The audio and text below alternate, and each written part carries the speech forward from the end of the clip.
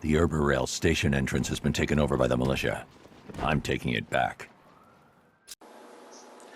What's going on, everybody? Applersky here with my first Suicide Squad Kill the Justice League video.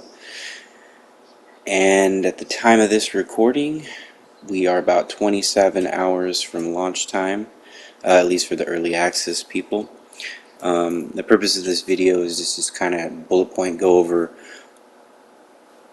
my thoughts on the game, what I'm going to provide on the channel, and I'm excited. First off, I'm excited. It's been 9 years since Arkham Knight and Rocksteady's last game, so couldn't be more excited. It's not the game everybody wanted or thought we were getting, and believe me, if I'm definitely one of the people that was kind of disappointed with when it was revealed. Not necessarily what the game is about, but more along the lines of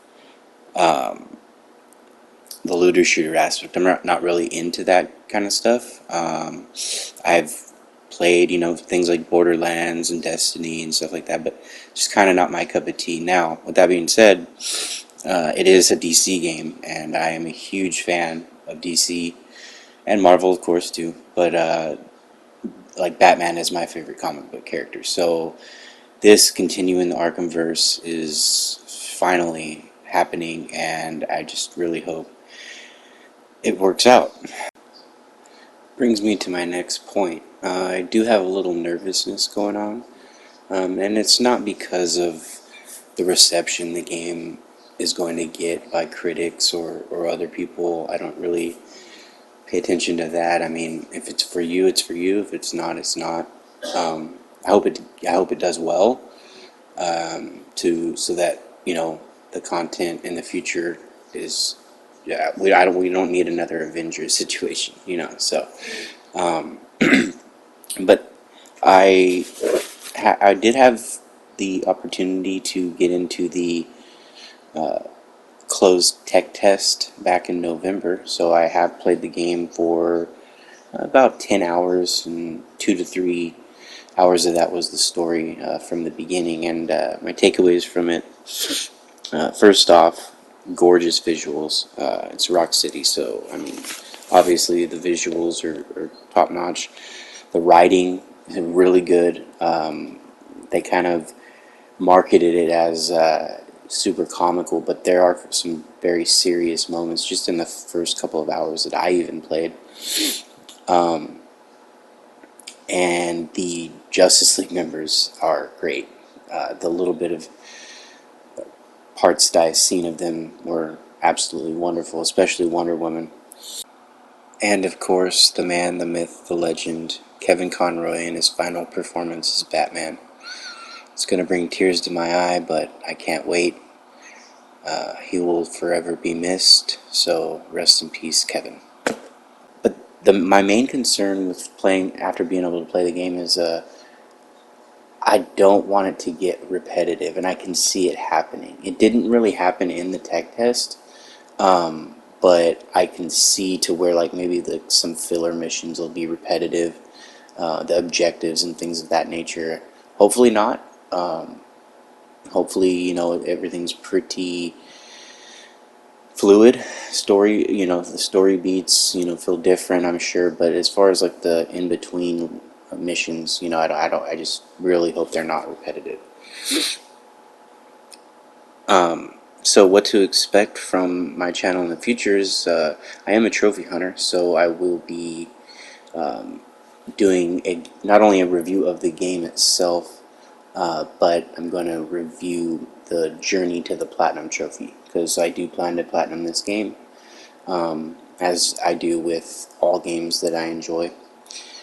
So if you guys are trophy hunters, I'll have some videos for some of the harder ones to get, and go over the journey into the Platinum Trophy. I will be doing some combat clips. If you guys have watched any of my previous videos, you can see that I'm into like kind of immersion film-esque combat clips. I like to do stuff like that, so I'll have some of those. And then, you know, later on down the line, when it's got some room to breathe, I'm gonna do like overall thoughts. Like, then that would be like a spoiler cast, so to speak. So I don't want people involved and talk about, you know, what happens in the story and things of that nature. So I am a little bit optimistic as well. I do think that once people that haven't been able to play the game yet get their hands on it, and if they're able to get good enough at it, I think they'll like it a lot more than they expected to like it.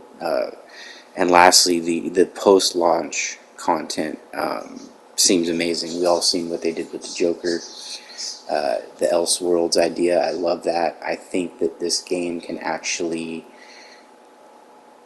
be like more successful post-launch, if that makes sense. Not saying that the main story is going to be lacking in any way, but they've set it up nicely to where this could be,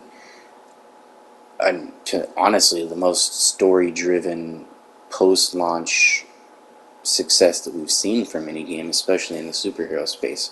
So I'm hopeful for that, and if the rumors are true, this man that you see on screen right here is hopefully going to be getting into the game. And for me personally, he should have been in there from the get-go, but if he gets in at some point, that's going to seal the deal for me. So look forward to your guys' feedback, and expect a couple of videos tomorrow evening, and talk to you guys all later.